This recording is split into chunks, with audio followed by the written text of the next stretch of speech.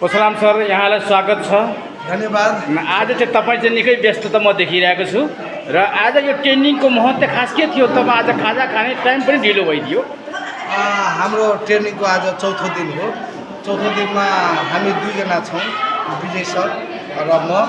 आज प्र्याक्टिस थियो, प्र्याक्टिकल धेरै थियो। हाम्रो 90वटा रसको प्र्याक्टिकलमा हामी गएका थियौँ। कति 52जना सिक्ने विद्यार्थीहरू हुनुहुन्छ।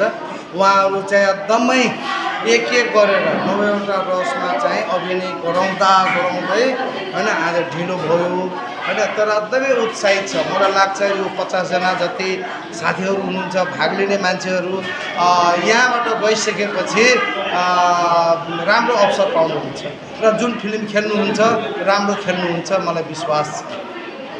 सुनौ दर्शमी, यो अब धेरै महत्त्वपूर्ण कुरा म्याग्जी हल सिनेमा हलमा अहिले ट्रेनिङ भइरहेछ। 7 दिने ट्रेनिङ होइन यो? हो।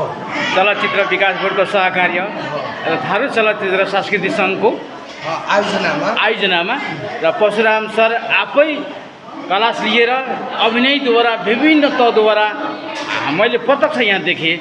जुन एउटा कलासँग कलाकारले हुनुपर्ने र दिनुपर्ने गुण उहाँमा प्रष्ट यहाँ देखिएका छ। सर अरू विशेषता यसमा स्पेसल के छ?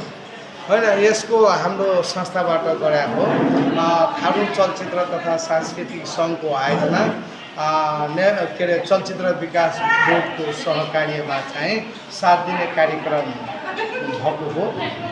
यसबाट यो जति कलाकारहरू हुनुहुन्छ, मलाई लाग्छ 1 महिनापछि उहाँहरूलाई हामी सर्ट मुभी त्यसै गरी म्युजिक भिडियोमा उहाँहरूलाई चाहिँ हामी बोलाउनेछौँ, उहाँहरूलाई खेलाउनेछौँ। उहाँहरूको उज्जवल भविष्यको कामना पनि हामी गर्छौँ। धन्यवाद यहाँलाई दिन चाहन्छु। त्यसै गरी त तपाईँ त त्यसै परिचित हो होइन? पहिलो महानायक रूपमा तपाईँलाई हामी जानिएको छौँ। जुन थारू भाषालाई अन्य बहुभाषालाई जुन अहिले बहरिया फिल्म भर्खर चर्चितमा आएको छ, तपाईँलाई फेरि शुभकामना दिँदै हामी अगाडि तपाईँको अहिले उभिएर यो कुरा सोद्धा हलमा आउँदाखेरि धेरै खुसी लाग्यो।